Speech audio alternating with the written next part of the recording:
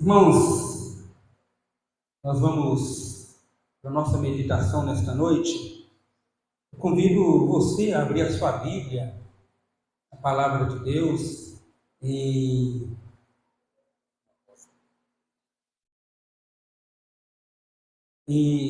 no final do culto, tá? Em Efésios, no capítulo 2. Efésios, capítulo 2.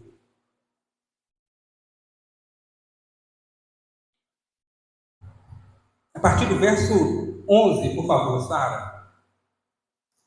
Como sempre, deixa a sua Bíblia aberta. Vamos ler aqui, que nós vamos ler de forma alternada, já que é um texto maior, tá? Mas deixa a sua Bíblia aberta aí.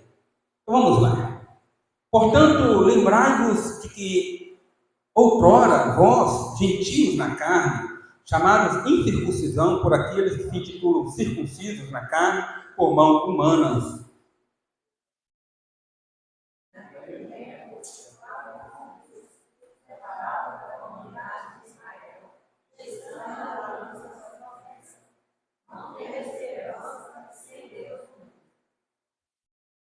Mas agora, em Cristo Jesus, vós que antes estáveis longe, foste aproximados pelo sangue de Cristo.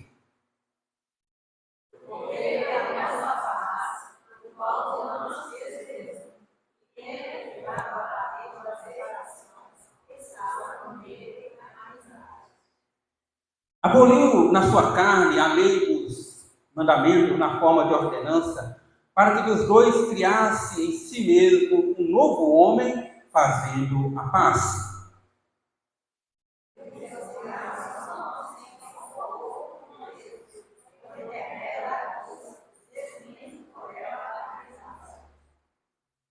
E vindo evangelizou paz a vós outros que estavam longe, e paz também aos que estavam perto.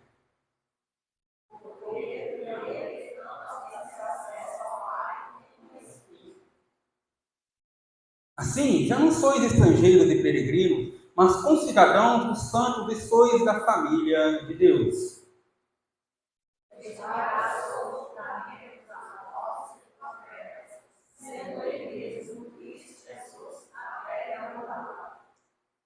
No qual todo edifício bem ajustado cresce para o santuário dedicado ao Senhor.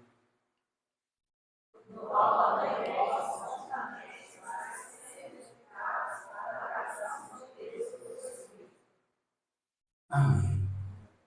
Que as palavras dos nossos lábios e o meditar do nosso coração sejam agradáveis na presença do nosso Deus. Irmãos, nós nos propomos, neste mês de dezembro, por causa do Natal, que as mensagens fossem direcionadas com o tema Natal, e assim aconteceu. Então, este domingo, embora o Natal já tenha passado, ainda vamos falar sobre o Natal. O título dessa mensagem é Natal, o início do fim da inimizade entre Deus e os homens. Os 3 primeiros capítulos da Bíblia, Gênesis 1, 2 e 3, ele, na verdade, é um breve resumo da história humana. Lá, no capítulo 1, no capítulo 2, o homem foi criado para viver, o homem foi criado perfeito, para viver em um local perfeito, para adorar ao Deus perfeito, que o criara à sua imagem e semelhança. O 1º e o 2º capítulo falam exatamente disso. Mas o capítulo 3 é o capítulo da grande tragédia humana, é o capítulo do caos. Por quê? Porque está registrada a forma como o pecado entrou no mundo. Deus havia colocado a árvore do conhecimento do bem e do mal e falado a Adão: de todas as outras árvores vocês podem comer, mas esta árvore do conhecimento do bem e do mal vocês não podem comer, porque no dia que dela comerem, vocês irão morrer. Então, no capítulo 3, Adão e Eva, eles caíram na tentação de comer daquele fruto. E assim pecaram.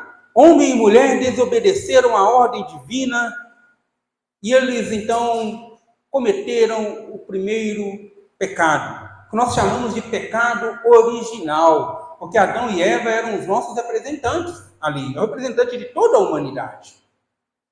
Então, quando a gente fala que uma criança nasce pecadora, e o salmista vai falar isso no Salmo 51, verso 5, né? Eu nasci na iniquidade e em pecado me concebeu minha mãe, é porque a criança, o bebezinho, ele nasce com as consequências do pecado original lá de Adão. Caso assim, se assim não fosse, não haveria morte de recém-nascido, entre outras coisas. Correto? Continuando então, o pecado, ele entra no mundo, e o pecado é, por definição, qualquer falta de conformidade com a lei de Deus. Então eu não estou de acordo com a lei de Deus, logo eu estou em pecado. Ou eu estou de acordo com a lei de Deus, mas em algum momento eu quebro essa lei. Então também é pecado. Irmãos, por causa do pecado, então, o homem ele se tornou filho da ira. Os homens se tornaram filhos da ira. Mas da ira de quem? De Deus. Já falamos aqui em outra ocasião que não é da ira do diabo, que não é da ira do outro homem, não é da ira do mundo, é da ira de Deus. Paulo aos Romanos, ele escreve e fala que nós somos, o homem afastado de Deus, ele é inimigo de Deus. Aos Colossenses ele vai falar a mesma coisa. Tiago, em sua carta, também vai falar, fala assim, olha, aquele que quer ser amigo do mundo, ele se torna inimigo de Deus. Então, aquele relacionamento perfeito que existia lá no Éden, não mais existe, porque o homem quebrou a parte da aliança, a sua parte do pacto, que era obedecer ao Deus Santo, Santo, Santo. Mas também vimos no primeiro domingo, os irmãos que estiveram, quando falamos em Gênesis 3,15, da promessa do primeiro Natal. Quando lá está escrito assim, olha, porém inimizade entre ti e a mulher, entre a tua descendência e seu descendente. Este te ferirá a cabeça e tu lhe ferirás o calcanhar. O primeiro evangelho, Deus anunciando que iria mandar alguém para destruir todas as obras do inimigo. Por isso que a promessa do primeiro Natal. E dessa forma, então, com essa promessa de resgatar o homem ao seu relacionamento inicial, original com o próprio Deus, Deus não só anuncia que vai enviar alguém, vai enviar um para esmagar a cabeça da serpente, mas Deus vai executando o seu plano no decorrer da história, para que esse alguém, que é Jesus Cristo, chegasse em um determinado momento da história, ele assumisse a forma de homem e fosse assim, habitar entre os homens, entre nós. Então, irmãos, na verdade, o Natal é uma mensagem do Evangelho da Graça. Deus poderia simplesmente ter virado para o homem, Adão e Eva, os nossos representantes, e dar as costas para ele. Vocês nos obedeceram. Vocês tinham condições de obedecer, mas vocês não fizeram. Mas, pelo contrário, Deus promete alguém que vai vir e vai resgatar o homem ao relacionamento perfeito para com ele. Mas o Natal foi dia 25. O Natal passou. Sim, a data festiva passou. Mas o Natal, irmãos, ele não se limita apenas ao 25 de dezembro, apenas a enfeitar as nossas casas, apenas a compartilhar presentes, apenas a compartilhar momentos agradáveis com a família, mesas fartas. E eu vi aqui, algumas fotos de algumas famílias da igreja com as mesas muito bonitas. Que bom, mas Natal é muito mais do que isso. E o Natal, irmãos, ele não acabou, ele continua. Pois Natal não é apenas um nascimento, Natal é o acontecimento que mudou para sempre a história da humanidade. Da mesma forma que, quando o pecado entrou no mundo, mudou a história da humanidade, agora Jesus, quando vem e assume forma de servo, ele também muda radicalmente a história da humanidade. Então, Natal é o acontecimento que marcou a história da humanidade. Natal é o evangelho da graça que se destina a alcançar povos de todas as tribos, línguas, raças e nações, como o apóstolo João escreveu no Apocalipse, capítulo 7, versos 9 e 10. E aquela multidão estava ali louvando ao Cordeiro e dizendo em grande voz ao nosso Deus que se assenta no trono e ao Cordeiro pertence a salvação.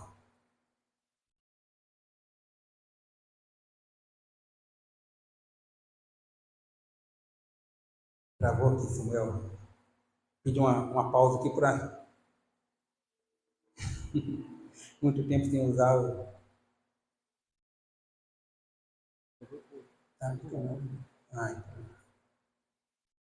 Não travou, era para o lado.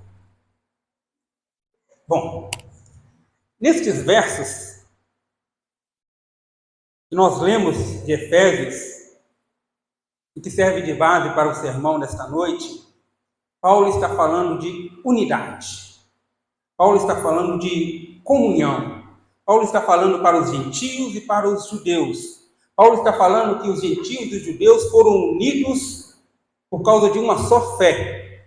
Foram unidos em Cristo por Cristo. Irmãos, os judeus desprezavam os gentios. Quem que era o gentio? Todo aquele que não fosse judeu. De nascimento era considerado gentio. Então, no caso, nós seríamos, então, considerados gentios. E os judeus, eles desprezavam. Eles desprezavam qualquer um que não fosse o seu povo. Por causa de um costume, que era a circuncisão. A circuncisão na criancinha, no menino recém-nascido, era feito ali no 7º dia, cortado o seu prepúcio, e assim era um sinal da aliança que Deus fez com Abraão, lá em Gênesis 17.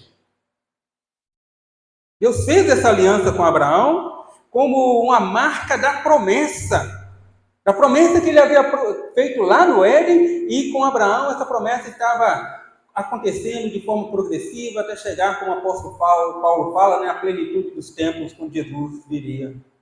Então os judeus desprezavam qualquer um que não fosse da sua nação.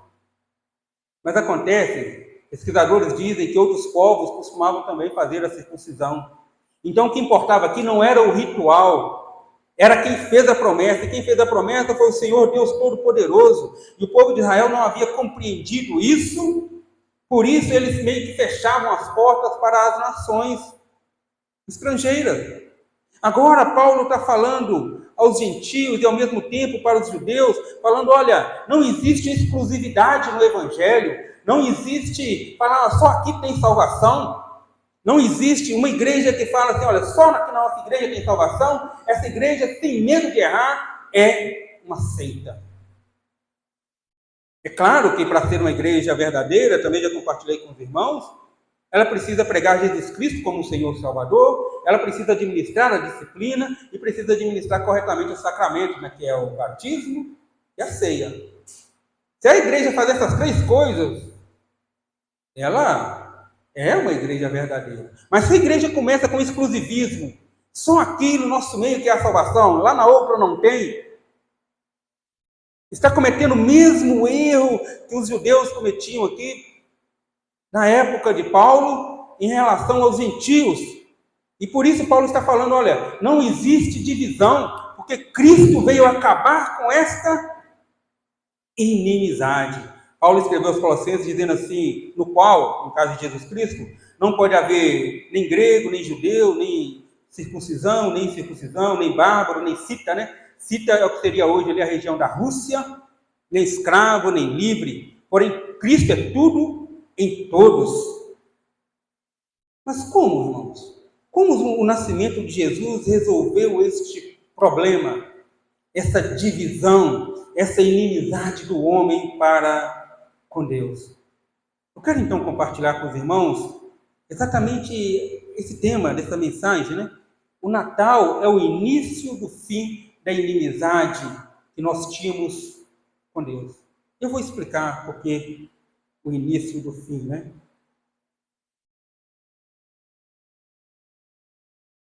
Primeiro, o Natal é o início do fim da inimizade para aqueles que eram estranhos à promessa.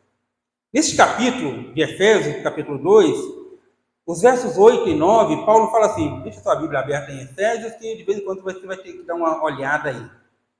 Paulo fala assim, olha, porque pela graça sois salvos mediante a fé, e isto não vem de vós, ou seja, a fé, Efésios 2, a fé não vem de vós, ela é dom de Deus, não de obra para que ninguém se glorie. Então o que Paulo está falando? tanto o judeu quanto o gentio, ou qualquer um que foi salvo, ele não foi salvo pelos seus próprios méritos, ele não foi salvo pela sua própria obra, pelo seu próprio esforço, ele foi salvo por causa de Jesus Cristo. Paulo então passa a falar para os irmãos ali da igreja de Éfeso que a graça de Deus se estendeu também aos de longe. Enquanto o povo de Israel pensava que era só para ele, Paulo falava, não, a graça de Deus é para longe, é para todos os que estão longe, aos chamados gentios. E assim vai cumprir diversas promessas do Velho Testamento, em que os profetas levantados por Deus falam que a salvação era para todas as nações, mostrando como o povo de Israel tinha compreendido de forma errada e queria seu exclusivismo. Isaías no capítulo 49, Isaías no capítulo 60, Salmo no capítulo 22, no capítulo 67, Jeremias no capítulo 16, Oséias no capítulo 1, Amós, Miqueias, Sofonias, Zacarias, todos esses falam que a salvação é para todas as nações. O próprio Jesus Cristo, depois de ressuscitado, ele apresenta para os seus discípulos, qual é a ordem que ele dá? Marcos 16, 15, ide por todo mundo e pregai o evangelho a toda criatura. Mateus registrou como? Ide, portanto, fazer discípulo de todas as nações. Paulo, lá em Atos 22, ele fala assim, eu fui chamado para pregar o evangelho aos gentios, aos de fora. Efésios 2, versos 11 e 12. Acompanhe comigo mais uma vez.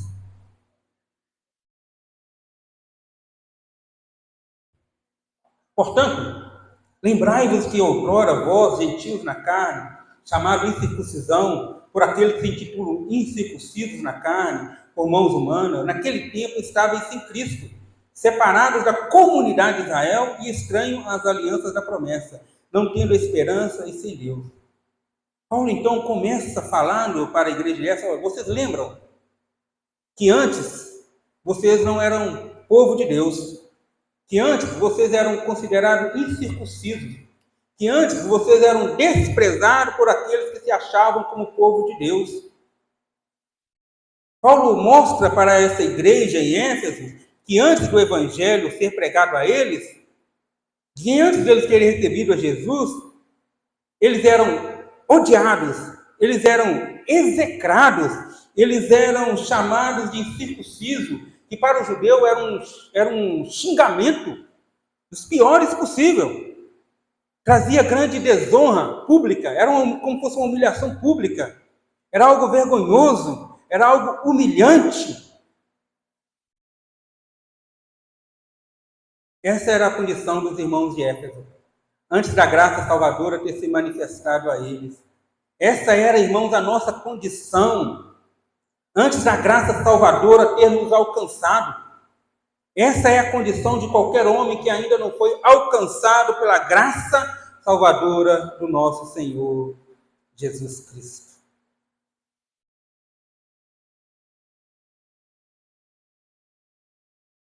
O objetivo de Paulo, ao fazer aos irmãos de Éfeso lembrarem do passado, é para que eles não perdessem a humildade. Por isso nós sempre destacamos, nós somos salvos pela graça, não é por mérito nosso. Paulo não estava aqui desprezando a circuncisão que os judeus tanto valorizavam, mas ele estava falando, a circuncisão era uma marca da promessa lá no Antigo Testamento. Foi a forma que Deus usou para mostrar de uma forma visível a sua aliança, a sua promessa feita com Abraão. E aí, por esse motivo, os gentios, então, até o momento não faziam parte. Mas quando Cristo vem, a promessa do Evangelho para todas as nações, agora vai alcançar, sim, todas as nações. Quando Deus chama Abraão, em Gênesis 12, irmãos, lembram? Deus fala assim, olha, sai da tua terra, vai para uma terra que eu vou te mostrar, de ti farei uma grande nação, abençoarei os que te abençoarem. Em ti serão benditas todas as famílias da terra. Todas as famílias da terra são benditas em Abraão, porque Jesus é descendente de Abraão. A bênção para todas as nações é que essas seriam abençoadas com o fim da inimizade causada pelo pecado. Então, quando o acontecimento do Natal, a importância do Natal é exatamente isso, que Jesus veio, e esse acontecimento mudou a história, a relação de qualquer nação com Deus. Porque em todos os lugares, em todas as nações, em todos os cantos da terra, Deus tem aqueles a quem Ele vai chamar. Os irmãos de Éfeso não são mais inimigos de Deus como eram outrora. Nós não somos mais inimigos de Deus como éramos no passado. A promessa de acabar com essa inimizade começa a se concretizar quando Jesus vem ao mundo.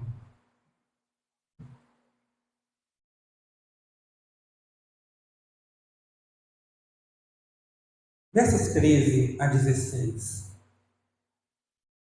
O Natal é o início do fim da inimizade, porque Cristo, quando Ele vem, Ele nos aproxima de Deus, Ele nos reconcilia com Deus.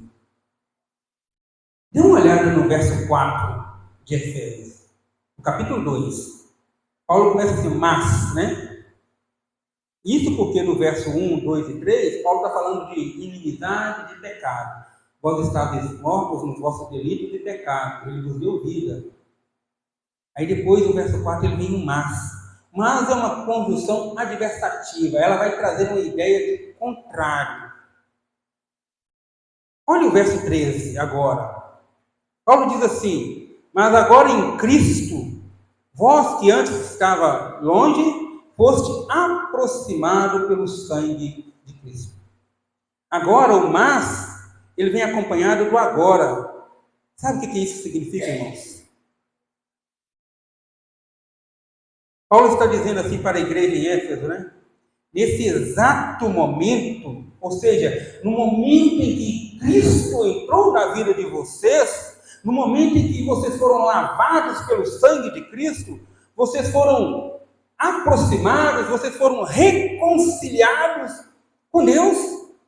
E é isso que ele vai dizer no verso 14. Por quê? Porque Ele, Jesus, é a nossa paz. Ele fez de ambos, esse ambos aqui é judeus e gentios, um só. Ele derrubou a parede da separação que existia no meio. Ou seja, Jesus veio e derrubou qualquer costume que poderia separar o seu povo. No caso ali, da época de Paulo, a questão da circuncisão. Se não for circuncidado, não é salvo. No caso da mulher, ela só seria aceita se ela casasse com um homem circuncidado. Por isso que ela era proibida, por exemplo, de casar com alguém que não fosse do povo de Israel. Ou algum homem, para ser aceito pelo povo de Israel, teria que passar pela circuncisão. Mas Paulo está falando, Jesus veio e derrubou isso. A obra da carne, Jesus derrubou toda ela. A parede da hostilidade, aquilo que separava os homens, o pecado causa separação. Lembra o que aconteceu lá em Gênesis? Assim que Adão e Eva pecaram? Deus pergunta o que para Adão? O que você fez?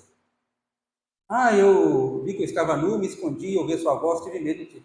Quem fez você saber que você estava nu? Você comeu do fruto que eu disse para não comer? Qual foi a resposta de Adão? A mulher que você me deste. Deus se direciona a Eva. O que foi que você fez? A serpente me enganou. Assim que o pecado entra no mundo, a inimizade começa. Adão não assume a sua responsabilidade. Senhor, o Senhor me deu a ordem e eu falhei com a ordem. Não, ele joga a culpa na mulher. A mulher fala assim, não, eu realmente pequei. Não, a serpente que me enganou. Veja como o pecado já causa inimizade nos relacionamentos humanos. Tanto que depois, lá no capítulo 4, o que acontece? Caim, por inveja de seu irmão Abel, mata o próprio irmão. Primeiro homicídio. Jesus veio para derrubar. Jesus veio para acabar com essa parede que separava, ou que separa o homem dos seus relacionamentos. Quando seus relacionamentos são destruídos por causa da presença constante, dominante do pecado. E sabe como Jesus fez isso? Verso 15. Paulo diz assim, e aboliu na sua carne a lei dos mandamentos, na forma de ordenança, para que dos dois, mais uma vez, gentios e judeus, ele criasse em si mesmo um novo homem, fazendo a paz. Jesus então pegou qualquer coisinha, qualquer obra da carne, qualquer mandamento humano que possa causar separação e destruiu tudo ali na cruz, sofrendo ali na cruz. Por isso, devemos correr de igrejas que citam muitas regrinhas. Você não pode fazer isso, você não pode fazer aquilo outro, você não pode fazer aquilo outro, mas não ensinam realmente as Escrituras. É isso que Paulo está falando. Aquele tanto de ordenança, aquele tanto de coisinhas que eles colocavam. Não, aquilo ali não interfere na salvação. A salvação é pela graça, na obra de Cristo Jesus. É claro que Paulo não está desprezando a lei. Sabe por quê? Porque a lei tem seu objetivo de conduzir o homem a Cristo. A lei tem o objetivo de mostrar o que é perfeito. Só que nós, por causa do pecado, não conseguimos obedecer à lei por completo. Nós não conseguimos ser perfeitos por causa do pecado. E Jesus, então, o que ele faz? Ele vem como um homem perfeito, ele cumpre toda a lei, e por isso, nesse sentido, ele aboliu a lei. Nós não temos mais que cumprir a lei perfeitamente, porque nós não conseguimos, para ser salvo. Nós temos que olhar para a obra de Cristo, e assim obedecer a lei, não mais para ser salvo, mas obedecemos a lei agora porque nós somos salvos. Hoje nós obedecemos a lei de Deus não por medo. No passado, antes de Jesus Cristo, antes da sua morte e ressurreição, obedeciam a lei de Deus por medo de Deus pesar a mão. Hoje nós obedecemos a lei de Deus por gratidão, por tudo que Ele fez por nós. E assim nós somos aproximados de Jesus Cristo. Jesus derrubou essa parede que nos separava. Por isso que João vai escrever, mais uma vez, que lá no céu tem todas as raças, povos, tribos, línguas e nações representadas. Foi dessa forma que Cristo, ao vir ao mundo, aboliu a lei que era contra nós e nos deu a sua graça. Olha a consequência. Paulo, no verso 16, diz assim: reconciliar-se ambos em um só corpo por intermédio da cruz.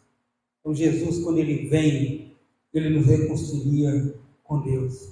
Paulo aos Romanos, no capítulo 5, verso 1, ele fala: agora, pois, nenhuma condenação há, incompleta, para aqueles que estão em Cristo Jesus. Em Cristo Jesus. Versos 17 a 22. O Natal é o início do fim da inimizade, porque ele trouxe mais bênçãos espirituais para a nossa vida. Olha só, ele não só trouxe Jesus Cristo, ou seja, Jesus não apenas veio, Jesus destruiu a parede que nos separava de Deus, que nos separava do relacionamento com o nosso próximo, mas ainda nos deu mais bênçãos. O apóstolo Paulo fala isso aos irmãos de Éfeso. Lá no primeiro capítulo, volte agora lá no primeiro capítulo de Efésios, não vou ler o verso, mas só para o irmão acompanhar. O verso 4, por exemplo, vamos relembrar algumas bênçãos espirituais. Paulo fala assim no verso 4, que nós fomos escolhidos antes da fundação do mundo, para sermos santos e irrepreensíveis, ou seja, isso é graça. Eu não fiz nada para ser salvo. Deus não olhou para mim, como eu já disse aqui algumas vezes também, Lá no último domingo de dezembro do ano de 2025, ele vai estar lá na frente pregando: eu quero salvar ele. Não, eu estou aqui não porque eu mereço, eu estou aqui porque eu fui salvo, isso é graça. Tanto que Paulo fala, nós fomos escolhidos antes da fundação do mundo, ou seja, não tínhamos nem nascido. Verso 5, ele fala que nós somos feitos filhos de Deus por meio de Cristo Jesus. Isso nos garante o quê? Uma herança. Nós somos herdeiros junto com Cristo. Nós vamos reinar com Cristo. A igreja, nós temos estudado Apocalipse, a igreja está reinando com Cristo. Outra bênção, verso 8, Paulo diz que Deus revelou a nós a sua vontade. Isso mostra, irmãos, o desejo de Deus em restaurar o relacionamento quebrado lá no Éden. Desejo não é necessidade. Deus quer, não significa que Deus precisa de nós. Mas por amor a Ele mesmo, por sua graça e misericórdia, Ele quer se relacionar com você.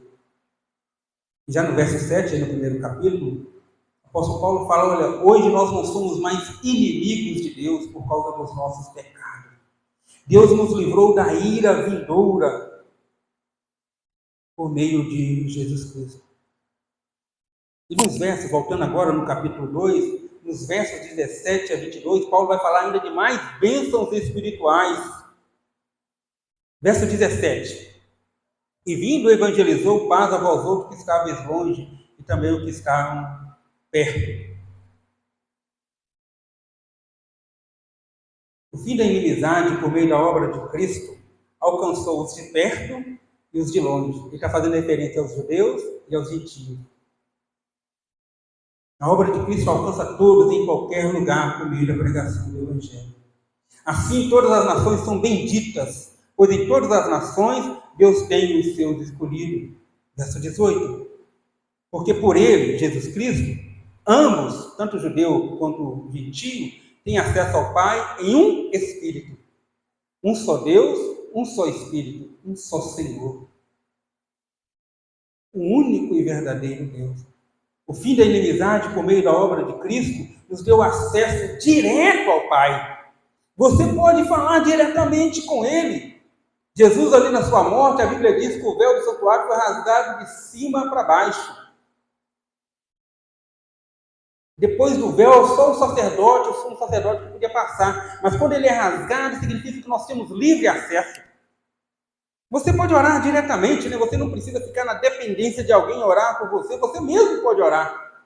Mas é claro que é bom nós orarmos juntos, uns pelos outros também. Verso 19. Assim já não sois estrangeiros e peregrinos, mas concidadãos dos santos. E sois o quê? Da família de Deus. O fim da inimizade por meio da obra de Cristo faz de cada um de nós membros da família de Deus. Em determinada vez chegaram para Jesus e falaram: seu irmão, a sua mãe e seus irmãos estão lá fora querendo falar com você. Ele pergunta: quem é minha mãe, meu irmão e minha irmã? Todo aquele que faz a vontade do Pai, este é mãe, irmã e irmão. Verso 20: edificados sobre o fundamento dos apóstolos e profetas, sendo este mesmo Cristo Jesus a pedra angular. O fim da inimizade por meio da obra de Cristo nos deu fundamentos firmes para a nossa fé. Ou seja, a nossa fé ela tem um fundamento sólido. A nossa fé não pode ser qualquer coisa. A nossa fé não pode ser levada de um lado para o outro por qualquer vento de doutrina. Tanto que nós somos ensinados que nós devemos permanecer na doutrina dos apóstolos, porque esses aprenderam diretamente com Jesus Cristo. Atos capítulo 2 e Atos capítulo 4, como fala da igreja que permaneciam na doutrina dos apóstolos. Verso 21 aí, no qual todo edifício bem ajustado cresce para o santuário dedicado ao Senhor. O fim da inimizade por meio da obra de Cristo nos deu o objetivo, crescer para Deus. Pedro fala assim, olha, antes crescer o quê? Na graça e no conhecimento de nosso Senhor e Salvador Jesus Cristo. Nós somos salvos, nós temos agora a oportunidade de crescer, conhecer mais profundamente, mais intimamente o nosso Salvador. Por fim, o verso 22, no qual também vós, juntamente, estáis sendo edificados para a habitação de Deus no Espírito. O fim da inimizade por meio da obra de Cristo nos traz a promessa de que nós somos o quê? Moradas de Deus, nós somos templo do Espírito Santo. E se o Espírito Santo, irmãos, habita em nós, não tem como o mal habitar em nós. Por mais que ainda nós sejamos pecadores, por mais que infelizmente em algum momento nós vamos ter os nossos erros, mas o Espírito Santo que habita em nosso coração, ele vai nos incomodar a ponto de nós confessarmos. Tanto que o salmista fala o quê? No Salmo 32, né? enquanto eu calei os meus pecados, envelheceram os meus ossos, por causa dos meus constantes gemidos, porque sua mão o quê? Pesava. É o Espírito Santo, né? Então, se você sente um mal-estar quando você pecou, é por causa do Espírito Santo. E esse mal-estar só vai passar quando você confessar o zelo de Deus pela sua vida. Quero concluir, quero trazer algumas aplicações para nós. Alguém poderá dizer assim, pastor, mas tudo isso que você falou, que o apóstolo Paulo descreveu, é consequência da morte e da ressurreição de Jesus Cristo, e não do nascimento dele. É verdade. Mas o título da mensagem é o quê? Natal, o início do fim da inimizade de Deus e dos homens. Para que Jesus morresse naquela cruz, por mim e por você, para que ele ressuscitasse ao terceiro dia, primeiro era preciso que ele nascesse. Era preciso que ele assumisse forma de servo, fosse reconhecido em figura humana. Deus, ele cumpriu a ordem natural que ele mesmo estabeleceu. Jesus nasceu como uma criança. Nosso irmão Erlei destacou aqui, quando pregou o verdadeiro sentido do Natal, Jesus nasceu como uma criança e teve que ser cuidado. Isso. E ele foi crescendo, tendo uma vida, como todos nós, mas sem pecado. Veja alguns textos, então. Lucas capítulo 2, verso 14, os anjos anunciam assim o nascimento de Jesus para os pastores do campo. Glória a Deus nas maiores alturas, e paz na terra entre os homens a quem ele, Deus, quer bem. Deus quer. Aqueles a quem Deus quer bem, ele vai ver a paz. E Jesus diz o quê? Deixe-vos a paz, a minha paz vos dou. Ele é a própria paz. Isaías 9, 6 e 7, nosso irmão Elei usou o capítulo 2 de Lucas, né? Dos versos 1 a 20. Nosso irmão Luciano, Isaías 9, no domingo passado, diz assim: porque um menino nos nasceu, um filho se nos deu, o governo está sobre o seu ombro, e o seu nome será Maravilhoso Conselheiro, Deus Forte, Pai da Eternidade, Príncipe da Paz, para que se aumente o seu governo e venha paz sem fim sobre o trono de Davi e sobre o seu reino, para estabelecer e firmar o juízo e a justiça, desde agora e para sempre. E termina dizendo: o zelo do Senhor dos Exércitos fará isso. Jesus é o príncipe da paz.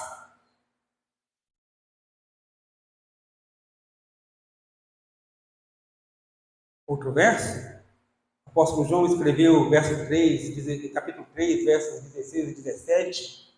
O verso 16 é muito conhecido, né? Porque Deus amou o mundo de tal maneira que deu seu Filho unigênito, para que todo que nele crê, não o quê? Pereça, mas tenha a vida eterna. Porquanto Deus enviou o seu Filho ao mundo, e nós estudamos que esse mundo aqui o que significa, né? Não para que julgasse o mundo, mas para que o mundo fosse salvo por ele. Paz. Paulo, eu já citei aqui Romanos 5, né? Justificado, pois, mediante a fé, temos paz com Deus por meio de nosso Senhor Jesus Cristo, por intermédio de quem obtivemos igualmente o quê? Acesso pela fé a esta graça na qual estamos firmes e gloriamos na esperança da glória do nosso Deus. Portanto, irmãos, o Natal, ele é o início do fim da inimizade entre Deus e o homem. Porque foi neste acontecimento que Deus cumpriu a promessa feita lá no Éden. Vou enviar um que vai esmagar a cabeça da serpente. A inimizade foi desfeita em si na cruz, na ressurreição. E a amizade será plenamente restaurada no dia da glorificação, no dia que o Senhor voltar sobre as nuvens para buscar a sua igreja, no grande e terrível dia, mas também no grande e aguardado dia do Senhor. Essa é a mensagem do verdadeiro Natal. O verdadeiro sentido do Natal é paz entre Deus e os homens por meio do próprio Deus, por iniciativa dele. Natal não é uma ilusão, apenas uma data comemorativa, como foi bem falado no ano passado. Natal é uma realidade com consequências eternas.